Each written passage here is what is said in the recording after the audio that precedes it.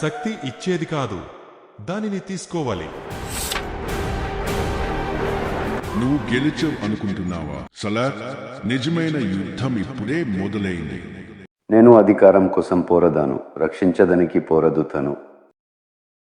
ఈ సింహాసనం కోసం నువ్వు పోరాడినంత వరకు అది నిన్ను చంపడానికి సిద్ధంగా ఉంది.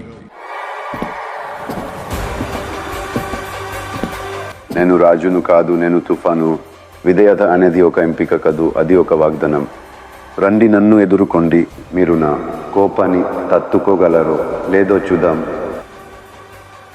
రక్తంతో నిండిన యుద్ధ భూమి, భగ్నమైన కోటలు, మోసం చేసిన చేతులు. ఏ రాజు ఈ సింహాసనాన్ని నిలబెట్టుకోలేడు.